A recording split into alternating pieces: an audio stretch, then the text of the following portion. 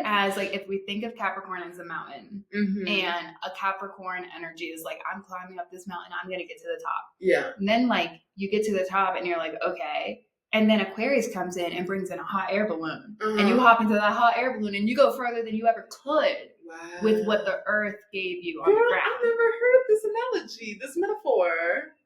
Okay. Okay. And so that's what's like, and that's where talk about corrupted energy is.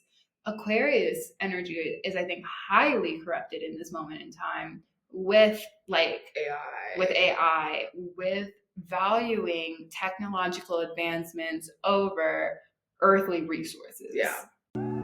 Sup fam, we're the Cosmic Healing Sisters. I'm Kay Darling. And I'm Erica Joy. We're community healing justice practitioners offering up holistic peer support. And now hot takes. With the very first season of our podcast, we'll be talking about healing, cosmically and otherwise. The cosmos, literally and spiritually. And sisterhood, because we're in this shit together. Sometimes serious, oftentimes silly. Always towards holistic liberation. To hang out with us in more ways than one, check out the link in our description. And let us know what you think. Hey girl. Hey. I had to get my necklace. I'm wondering if anyone knows what this stone is. For some reason I thought it was a moonstone. Aw. That's a lovely thing to think. That's a good guess. I don't know if it's true though. I'm wondering,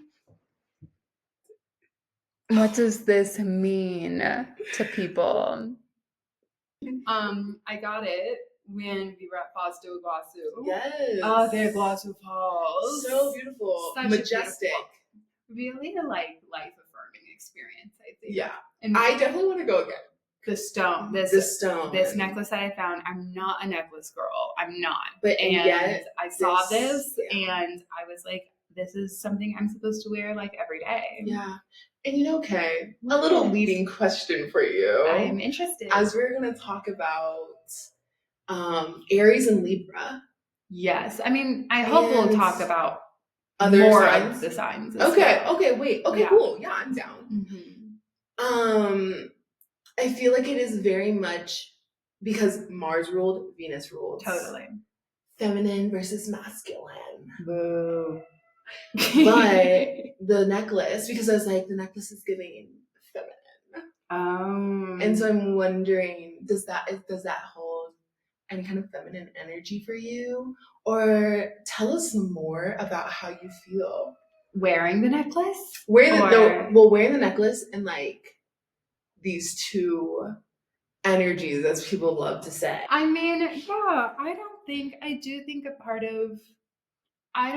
my issue with jewelry is more so a sensory thing than a like performance rejection. I just don't like it when people have like a whole bunch of, I can't imagine having a whole bunch of rings on my fingers. I used to love earrings until I was just like, this is annoying. Yeah. Get out. Yeah. Get out of me. And so, yeah, with necklaces, it's just also been just like, what? I'm putting this on and taking it off. No, that's great. See, so dramatic. That's me. And that's why I like certain piercings that like you're not going to change them. Yeah. And if you change it once every couple of years. 5 years. Yeah. This ring. Exactly. It's so steady. No, literally. And so with earrings, I'll have like a little phase of wearing them every day for like a month maybe. And when it comes to rings, necklaces, it's more like I kind of enjoy being able to fidget with something, you know? But again, it's more of like the memory of like, oh, I need to put this on. Yeah. Or then it's going to get lost. And then it's just like, okay.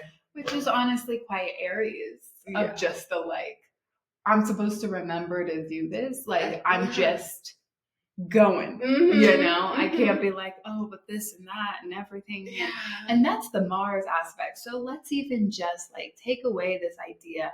I really love degendering, astrology. No, exactly. And I feel like, I think we originally were coming to this conversation though with the fact that these energies have been corrupted by society. Yes. And part of that corruption is the gendering of them. Yes.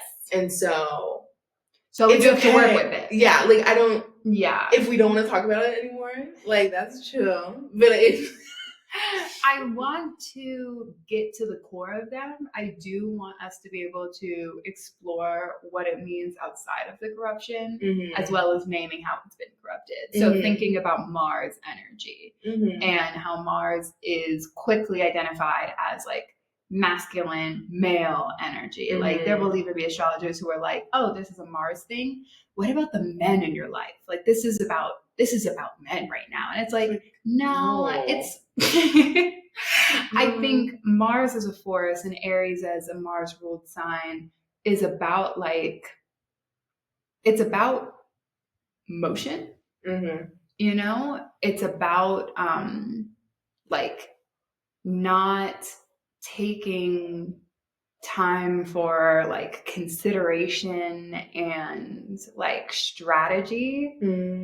It's about like action. And that's why it's more so connected to the idea of soldier.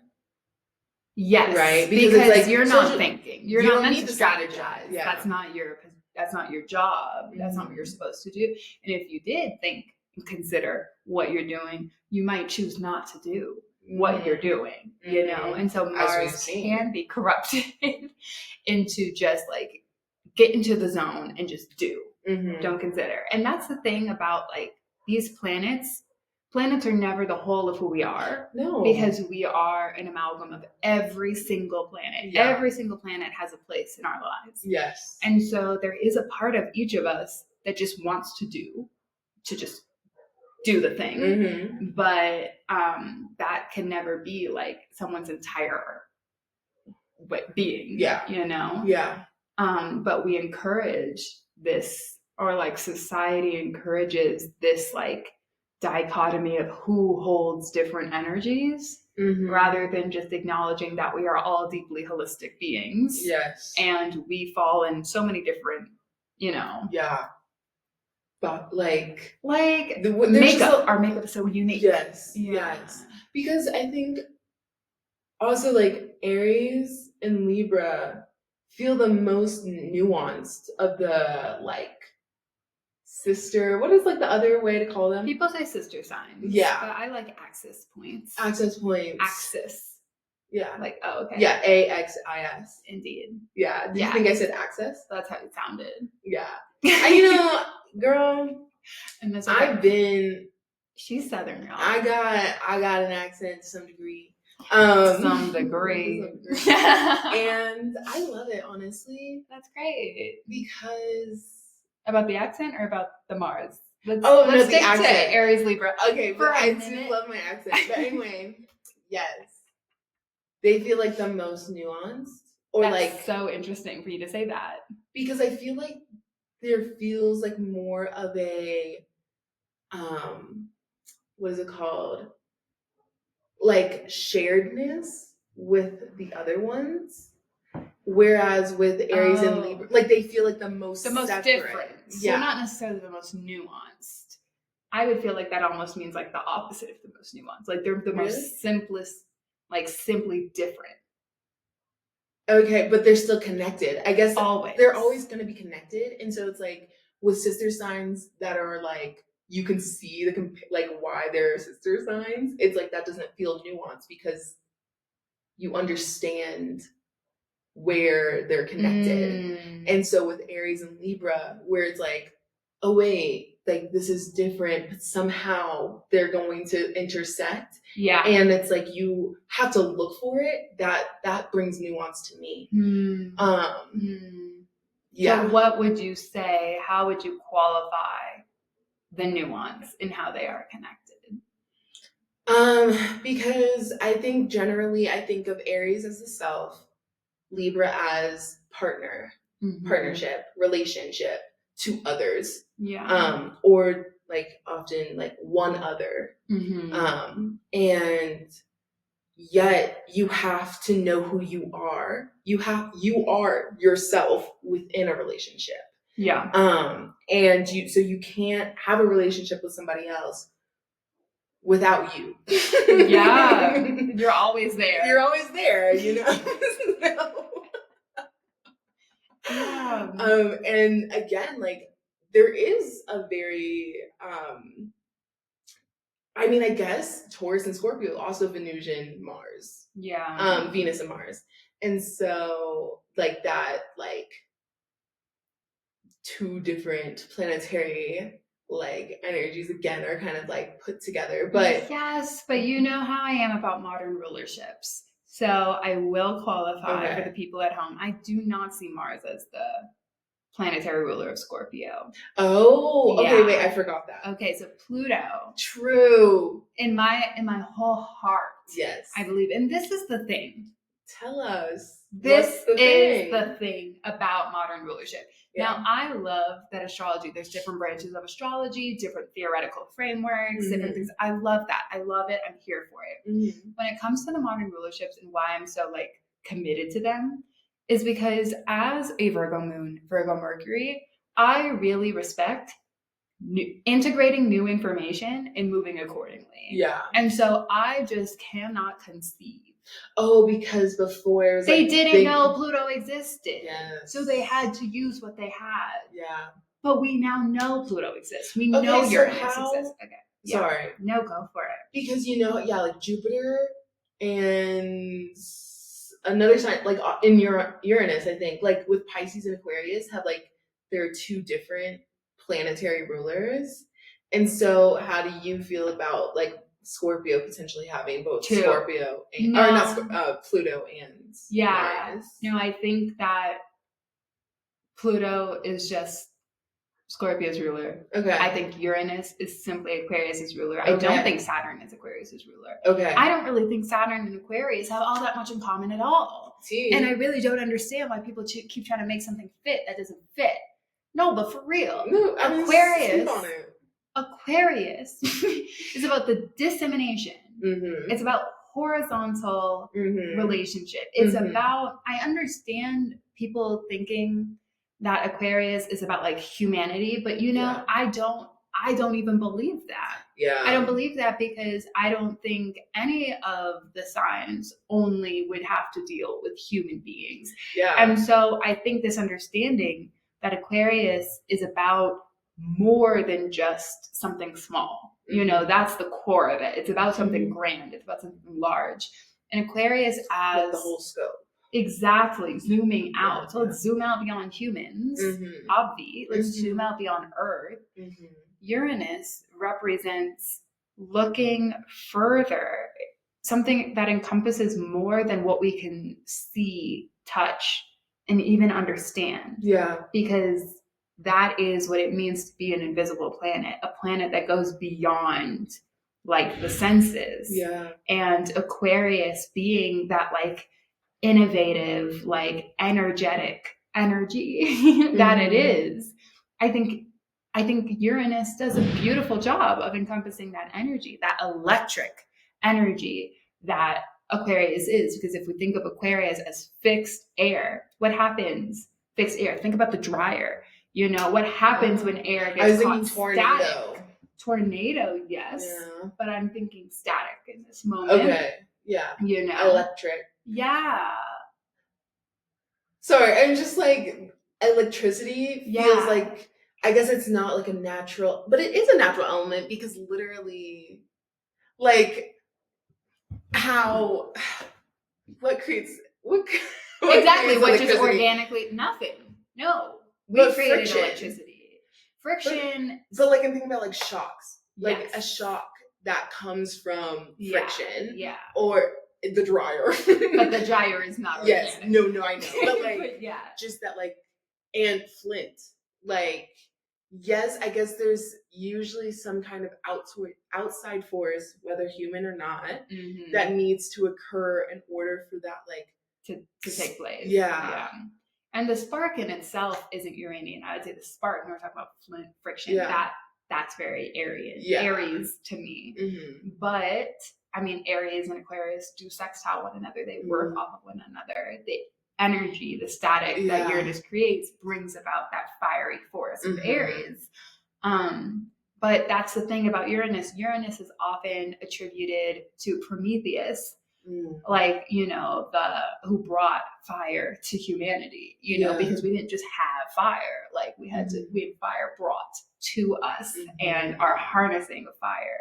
was like a very, innovative sort of like, it pushed us forward. It was a very progressive action. And that's the progress that I think Uranus and Aquarius really embody. And Saturn doesn't. Saturn is about, it precedes Uranus. Mm-hmm. And Capricorn precedes Aquarius. Mm-hmm. And so I think it just makes sense that it's a jump, from Saturnian matters into Uranian matters, where it's like, okay, what's here? What has been? Mm-hmm. What are we working with? Mm-hmm. What do we have? Earth. And then what do we do with it? What can we imagine from what we have, And I just... Sorry, your hands and see. What can we do? What? And that's what Uranus asks. That's what Aquarius asks. So, and I think we're witnessing how different those energies, we'll be able to witness how different those energies are as we move deeper into Pluto and Aquarius versus Pluto and Capricorn. It's not going to be similar. No. That's not similar. No. It's already vastly different. Literally, that is Aquarius's whole thing. It's like is that being I'm different. Exactly. And I feel like Saturn ain't about being It's not about being different. It's nothing to do with being different. That's not the point. No. It's about doing what's been done better. Mm-hmm. That's what Saturnians are out here to do. Yeah. I've mastered this. Mm-hmm. But Aquarius is like, what is that? I'm going to dream up a completely different concept. Yeah. That's not what Saturn's here to do. Which is an interesting thing within, like, the later signs. Mm-hmm. Just the idea, like, with the idea of, like, progression happening throughout the zodiac. Yes. And even, I think we talked more so about it in the way of, like, within the elements, in that progression. And when you just said, like, Capricorn is about, like, really honing in and, like, having I'm trying to think of a different word for mastery, honestly. So, having a firm hold. Yeah. Excelling in whatever it is and, like, maybe doing it better, right? Yeah. And then to, like, continue, the sign before the end of the cycle of the zodiac is, like, trying to bring something completely different. Like, that feels weird. Why? I guess because, and, like, I'm already going to maybe contradict myself. And that's okay. Because on one hand, I do see it's like, okay, well, you have to have something in order to do something completely different. Yes. Like, there has to be something that's already there. Yeah. Or else, what is it different from? Exactly. So, I guess I get that. But I see it as, like, if we think of Capricorn as a mountain, and a Capricorn energy is like, I'm climbing up this mountain, I'm going to get to the top. Yeah. And then, like, you get to the top and you're like, okay. And then Aquarius comes in and brings in a hot air balloon. And you hop into that hot air balloon and you go further than you ever could with what the earth gave you on the ground. I've never heard this analogy, this metaphor. Okay. Okay. And so that's what's like, and that's where talk about corrupted energy is. Aquarius energy is, I think, highly corrupted in this moment in time with, like, AI, with valuing technological advancements over earthly resources. Yeah. And that just does not, that's where it's going too far, because we are earthbound beings. I am so sure about the fact we are made of flesh and bone. We are made of the stuff of earth. We are not meant to survive anywhere else. And we are given a beautiful planet that already holds so much promise. There's so much more we can do here. And I think a lot of that Capricornian energy is being, like, sacrificed, killed off in order to explore these concepts, ideas that are, like, vastly destructive. And I think that that's the nature of Pluto in Aquarius, that we are going to witness the destructive force of Aquarius energy and what it means to really, like, harness the power. But I think even the people who are trying to harness the power don't understand that we're working with energy that is so much bigger than the people who are trying to work with it. You know, they don't even know. No. They have no idea where this is going. And that's what frustrates me. You know? There's no... I think to some degree they do know. Like they know that it'll kill the earth and they don't care. Exactly. Yeah. And that is, you know... Disappointing. But at the same time, I was just reminded how all of these like subscription-based like show like platforms, how they always knew it was never going to truly be profitable. Yeah. And yet they did it. Yeah. So then it's like, okay, now I'm confused. Yeah. What is the end goal? Yeah. And I mean, the guy in this video was like, the guy in what video? Sorry. That's where I was reminded. The video was this guy's talking about like how they streaming and how all these companies knew that it was going to be profitable. And I remember it wasn't going to be profitable. Yeah, it wasn't. Okay. And I remember like having this conversation with friends in high school about like they're just going like in the future this is just going to be cable all over again. Yeah. Except it's on your computer for most people. Was saying that like I guess that they were hoping one of them would figure out a way to make it profitable. Yeah. And the way that they're making it profitable is by not paying anyone who's involved. Yeah. And so we're just recreating, you know, different forms of enslavement. Yes. And feudalism. And I saw somebody comment. I won't say we, sorry. I'm going to just. Yeah. I am not doing this. Erica's not doing this. No. They are doing this. Yes. Some are choosing to do this. Yes. Not a we. And I really liked this. Someone in the comments was like, I stay saying, if buying isn't owning, then like pirating isn't stealing. Tea. So it's like, yeah, you're not even paying these people anyway. Exactly. So why would I pay you? Exactly. For what? For what? Just to maybe have access to this for this small period of time. It's absurd. Yeah. It's absurd. So I think Aquarius energy honestly is meant to like take us further, and I think that maybe continuing to confront the problems that those in power are causing will require that the people become increasingly more innovative. And I think there are many ways in which we're not innovative beings.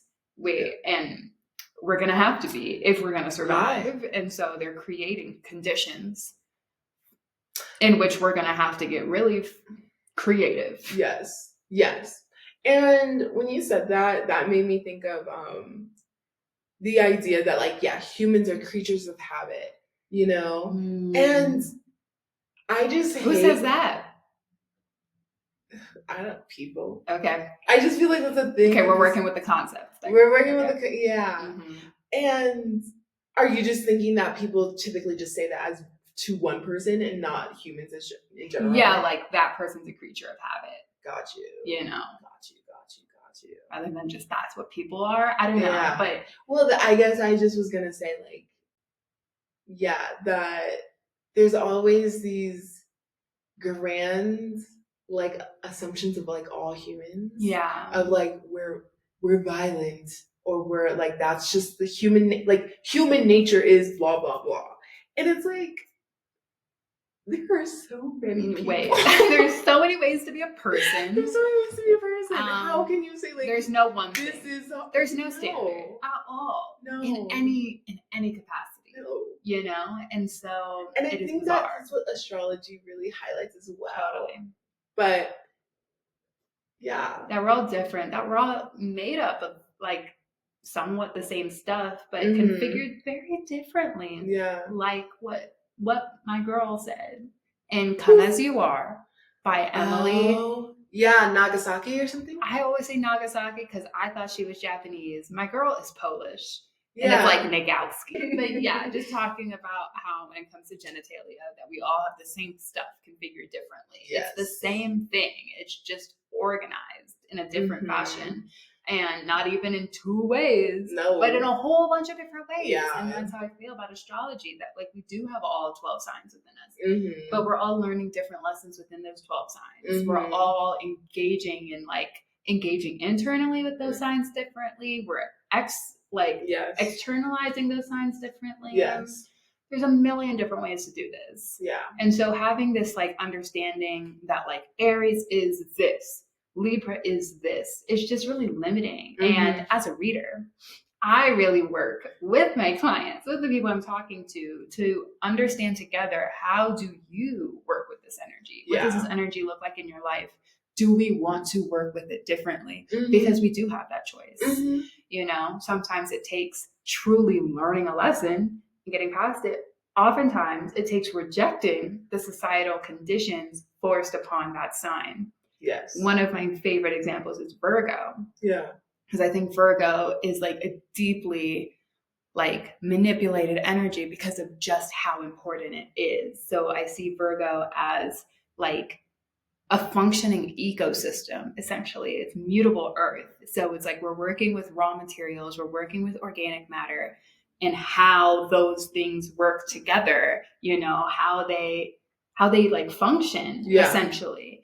And so Virgo people who have like major Virgo energy are like, how can I make this work? Mm-hmm. You know, we've got a bunch of things going and I want to help it synthesize. I want to help it like bear fruit. You know, I want to make sure that this thing that we're trying to do like has a harvest on the other side of it.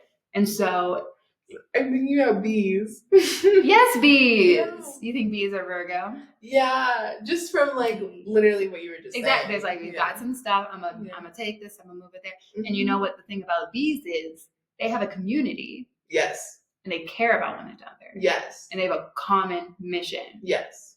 You know, and so in this society, having people who are like, oh, I want to help this work in a hierarchy, in a deeply hierarchical society where people seek to profit over other people's labor, that's going to come with some fuck shit. It is. I mean, I will say there is a hierarchy within bees, though. I know. I'm thinking about the queen. I said we're not going to talk about the queen. Yeah. I understand what you're saying. Yeah. I understand what you're saying, and that is sometimes where people can be like, oh, well, look, in nature this happens. Yeah. So therefore, it's fine. But no, it's like we can choose to move differently. Exactly.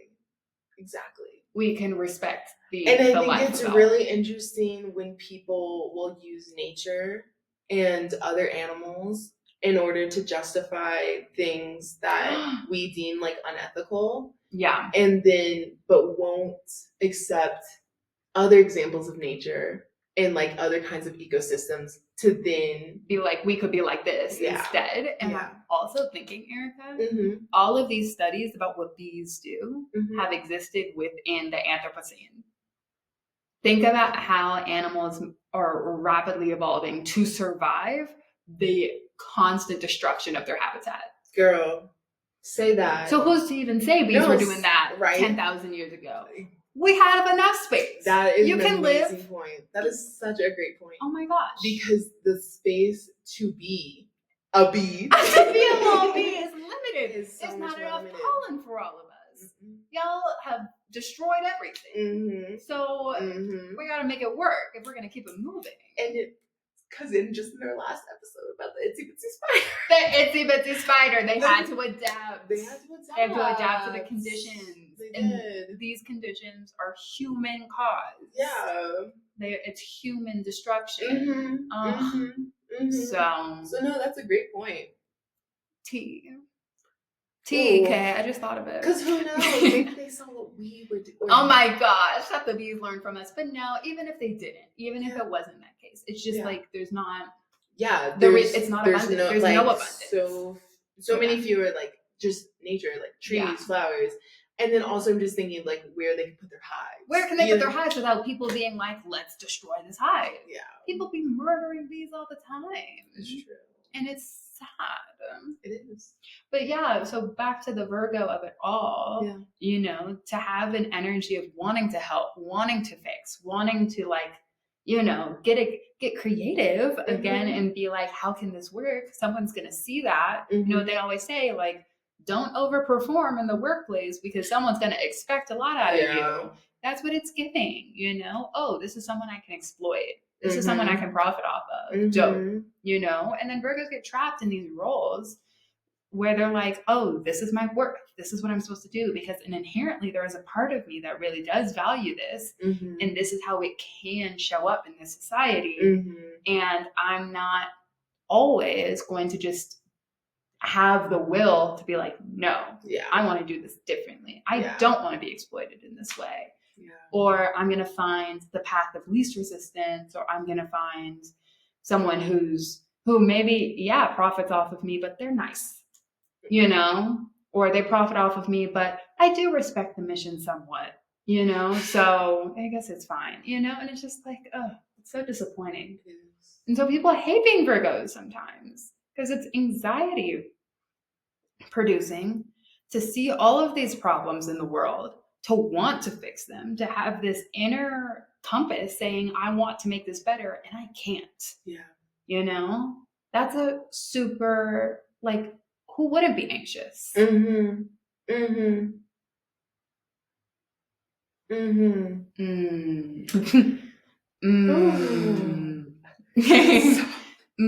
trying to be on that table, girl? Girl, call me. I have quips. But back to Aries and Libra.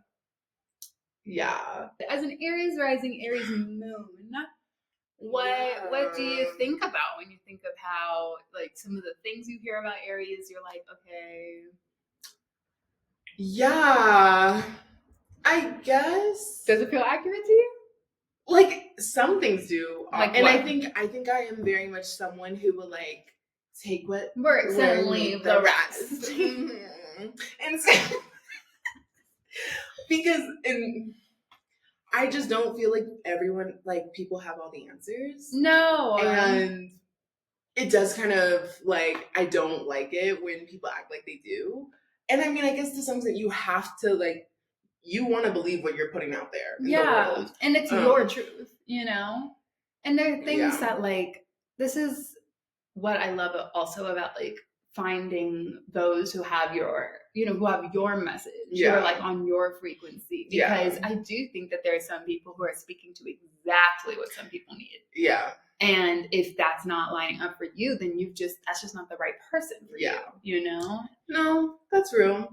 And so when it comes to Aries, I do feel like that really, like, violent and, like, really, okay, Kay's looking at me because when I was a child, as a lot of children are, which is, Aries is a very childlike energy. Yes.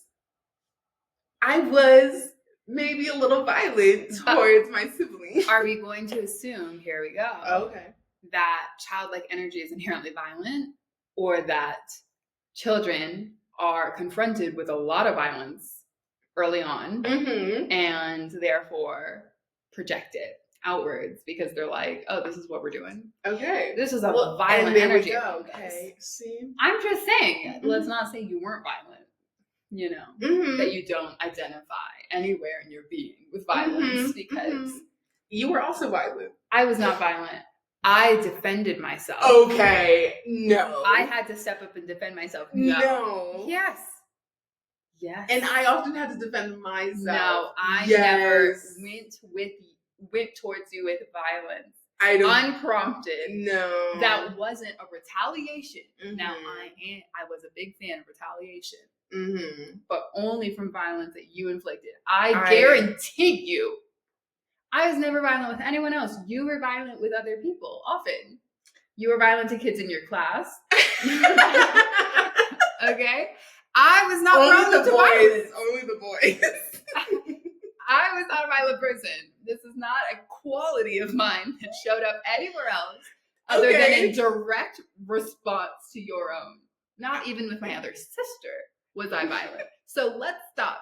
Let's stop right there. Anyway. I just feel like there must have been, even if it was one time, there must have been a time when I didn't provoke the violence. But sure, I'm sure there was one time. I'm not an absolutist. Okay. I am an Aries South Node and an Aries Saturn. And there we go. But I think with the South Node nature, I believe that my previous lifetime was far more violent. And I came to this lifetime just trying to get along.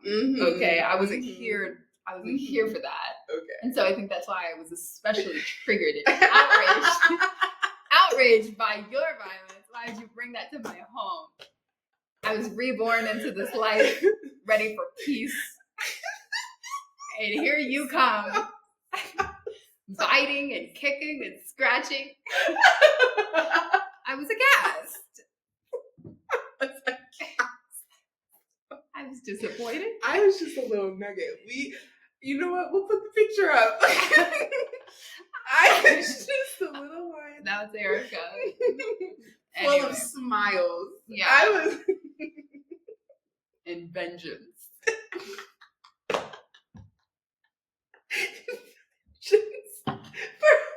Exactly. Exactly why.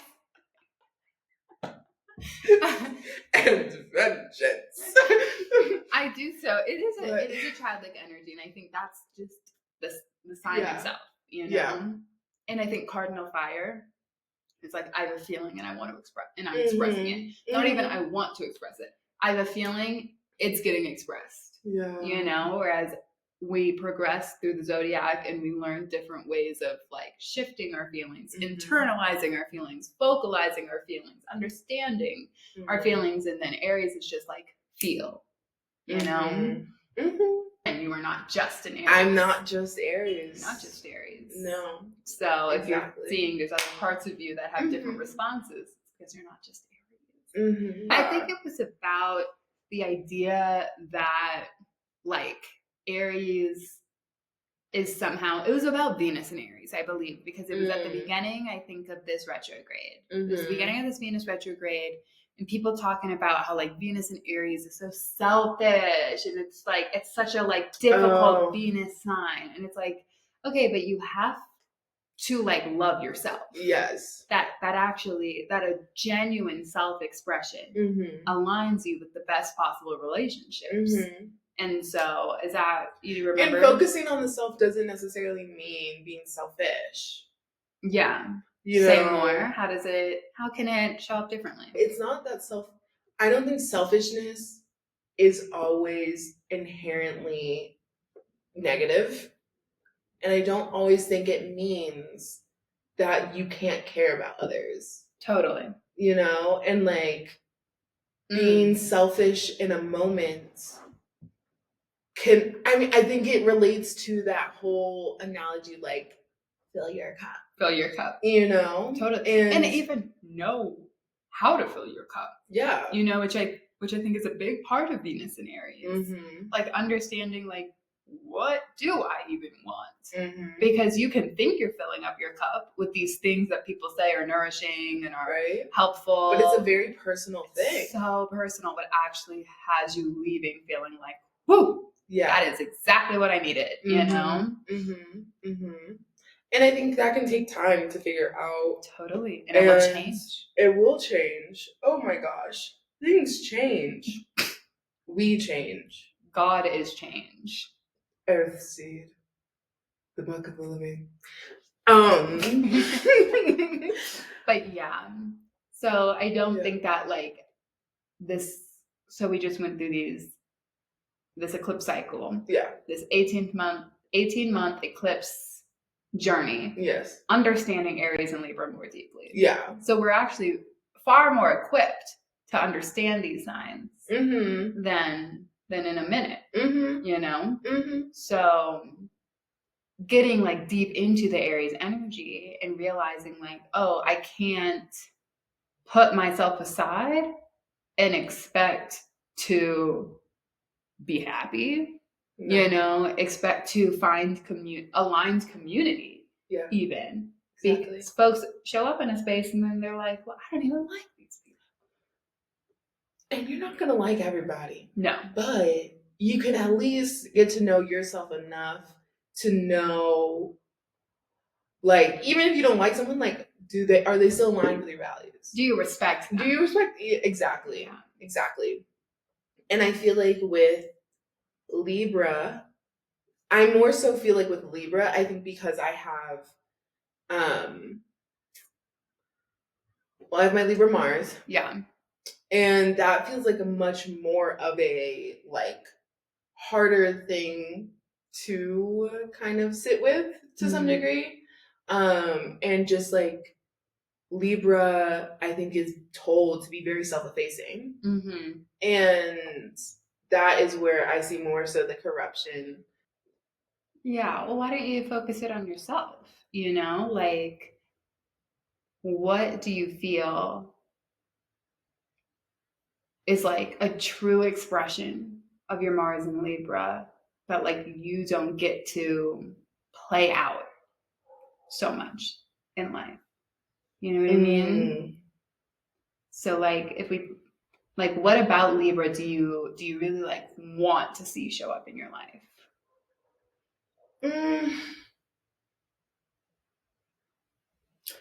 I want more of the more so like the Venusian energy of like making things pretty. Like, I feel like there's a lot about how like Libra knows how to like spruce up a place. And I feel like same with like Taurus also being Venus ruled. It's like, damn, I can't do interior design. Why not? Like, I just feel like it doesn't come naturally, I suppose. Oh, so you wish that you had that quality? Yes. Okay. Yeah. Okay. I thought it's more like, what is a quality of yours that you want to bring out more, that you think is either like snuffed or stifled or made difficult by the conditions of our society? You know? But yeah. I hear you. I do think Libra... You said, that was not the point of my question. I can't do it. I do think Libra, with it being an air sign, is more so about like social graces and more so about communication and how to like make things light in conversation. Whereas Taurus Venusian is more so about like the physical space and how do I make this like nicer to be in from a sensory point of view. Yes. And thinking about that, like, Taurus as a sign that's like often like named to be like really valuing like money and resources and things, where it's like it just valued like the true value beneath that is like comfort and like enjoyment of like being in a body, you know. And because we put, not we, once again, because society puts price tags on having a pleasant embodied experience, towards it's like, okay, well, I guess I have to make more money so that I can just enjoy having a body. You know, those things that are enjoyable for most people, like having a lovely meal, like sleeping on a soft bed, having clothes that feel good on the skin. They're priced high. And so then Taurus becomes a money sign when Taurus is forced into valuing dollars and cents as a like and by transitive property of valuing, enjoying being a person. And I just think that's really unfortunate. Yeah, it is. It is. Sorry, I was thinking more about Libra. Yeah. And just like how like being able to hold both and knowing that other people can't or won't. Yeah. And I mean, we were talking about this for a few different situations of like how understanding where someone's feelings are coming from. But not like then justifying their actions taken based off of that. And how it's like, okay, I can understand. But that doesn't make it right. No. And but then when you name that you understand something, people will often take like, that as like, okay, affirmation. I'm doing the right thing because it makes sense to someone. It's like, well, anything can make sense exactly to a lot of people. especially an air sign. Exactly. Yeah. And I think this came up mostly with you. Yeah. When there was something where I think, I can't remember which way it was happening.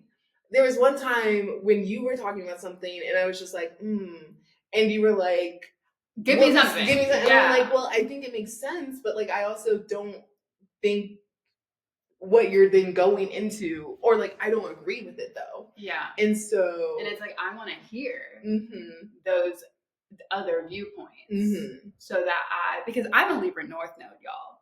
I see how there are various parts of my chart that can give me a sort of like dogmatic view, you know, where it's like I am right. But my Libra North Node is always like, there are other things to consider that might just like truly round out your like what you're working with, you know?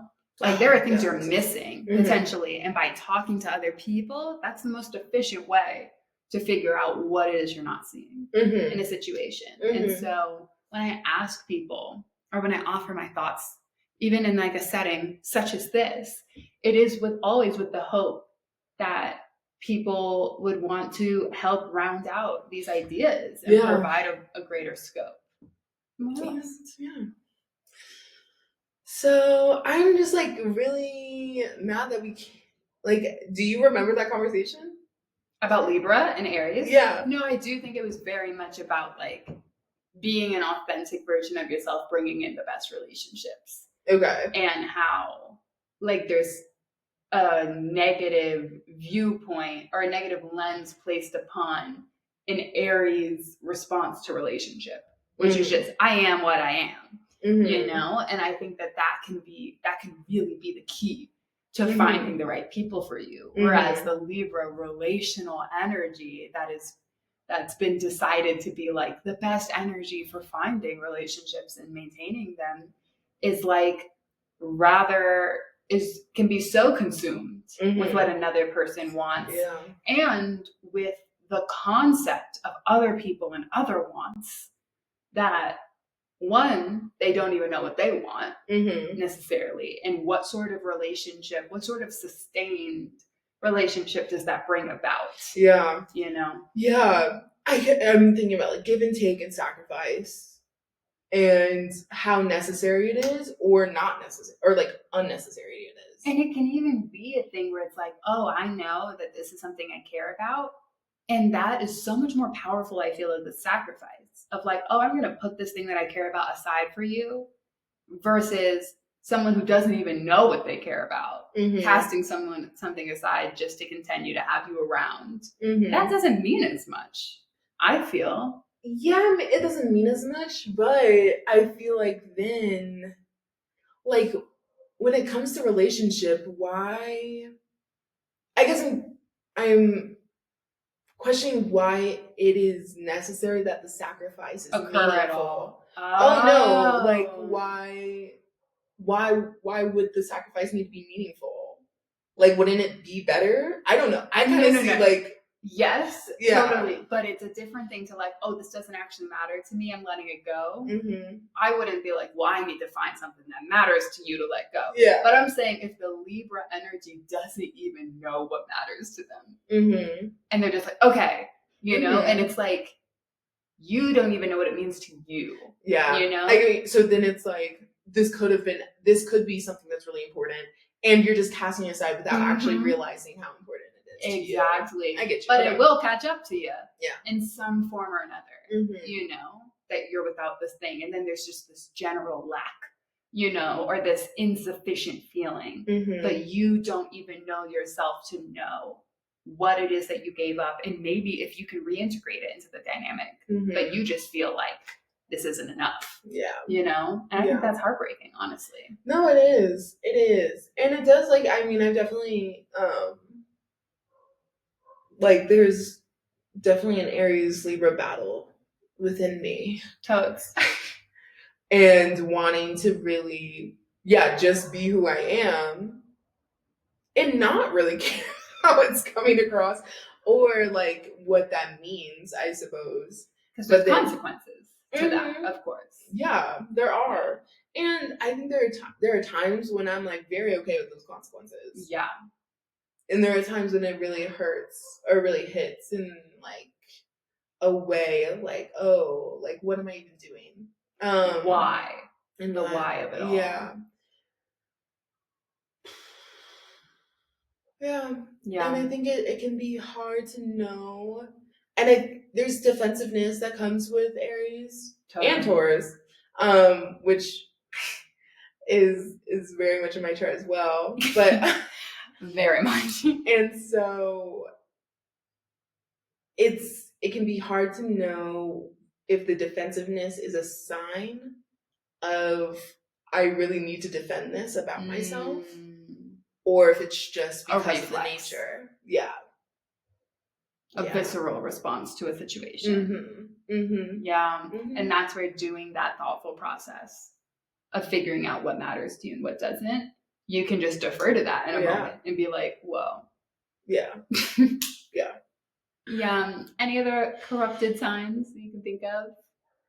Oh, I mean, all of them are corrupted. Because like we're in all of this deeply corrupted age. Yeah, and so it's just what we see. Like, not all astrologers are trying to be subversive or really get into what the energy is, rather than what is like written in books. Yeah. And so every sign is gonna have like Scorpio. We didn't really talk about Scorpio. Yeah. I mean, we did talk about Capricorn a little bit, but not in a way of being corrupted. I mean, Scorpio is also very much focused on, I mean, you use the word mastery, and like, and just like the Capricorn's also very focused on like acquiring things and like being supported, having a foundation, and like not going once they are chill, like once they are good, they want to maintain that. And I think it's somewhat similar to what you were saying about Taurus, but in a way that's like, I think one sign craves more of the power, rather than just the maintenance of the basics, What that sign being Capricorn. That wants the power. And I think that's where we're talking about the mountain. Capricorn's instinct is to climb up the mountain. And so then whatever mountain exists in the society is going to be the mountain that they're climbing. And so if the mountain is capitalism, right, then a exactly. Capricorn can be climbing Whereas up that Taurus mountain. is like, I'm cool as long as I'm getting... I got a good cave here. I don't need to go. What's up there? The air is thinner? Like, what, am I gonna have to bring a tent to get up there? I got a good thing going. Yeah. Versus Capricorns, that cardinal energy is like, doesn't like wants, I think, a lot of agency. And again, in what we're that agency, living, how that agency is offered in the society. One has to be very subversive, have different inclinations about them to be, and honestly, I would say like a Saturn in Aries, which I'm so excited about. Perhaps that's like, not for even a moment do I want a boss. Because, other Capricorns can be like, okay, I'm doing this to get to this step on the ladder, to get to this or this. I think there's some Capricorns that are like, no one ever can tell me what to do. That's why I'm gonna be an entrepreneur, but you're still maintaining these systems, and you quite likely will end up being someone who hires other people, who then is the boss of others and is just satisfied with the fact that they don't have a boss. And that's disappointing. It is. And we didn't talk about Gemini. We didn't talk about Cancer. Cancer being very, like what you were saying about Virgo, I think can be somewhat also talked about with Cancer. And with the mammification of Cancer placements. Exactly. You're here just to take care of people. It's like, no. I got a lot more in me. And let me care for myself. Gemini, I don't really know about. I don't fuck with Gemini. No, I know. Actually, I don't mind Gemini energy. I really like Gemini energy. Honestly, I really do. Yeah, but I guess we don't have to talk about all the signs. I was never anticipating we would talk about all the signs. Okay. It's just because who was the time? No, exactly. I guess and I don't really have. My thing is, I guess I don't have thoughts on Gemini. Good for them. They're evading critique. Yes, they are today. We didn't talk about Leo. We didn't talk about Leo. And my heart breaks for Leos that get trapped in the entertainment industry, honestly. Yes, and I think it's really, I'm starting to see a lot more about Leo shining light on others rather than themselves. And I know that's something you've always, what I'm saying in the general astral world, I'm seeing more of that kind shift away from the egocentric. It's just about them sort of energy. Yeah. And then it was never true. Didn't talk about Sag. Sag. We didn't really talk about Pisces. Yeah. And that's okay. We might come back to this. Yeah. If folks are into it. If folks want us to say more about the other signs or want to offer their thoughts, we're open to it. We love them. So I think we did what we needed to do. Yeah. Yeah. I think there could be a lot more said. Totally. I feel that way after every episode, though. I really do. No, I really do. And that's why we're going to keep going. I mean, and when it comes to the transit, that I do think that a lot of this is grounded in that Venus retrograde through Aries and Pisces, and Mercury co-retrograde through Aries and Pisces. And I just really want to make clear to folks who aren't charting the planets all the time, that's a deeply unique thing for that to have happened. For two planets, for two planets to retrograde from the same degree. To the same degree. Yeah, it was it was within 2 degrees, 9 to 10 degrees of Aries, back to 24, 25 degrees of Pisces at the exact same time is wild bananas. And so I do think that as we're moving forward with this, this time we learned things that we were we really need to honor what came up for us during this time. Yeah. Give it the attention that it deserves, even in retrospect, because there was something that was trying to be made clear, and we need to see if we caught what we were supposed to catch in the atmosphere. Yeah.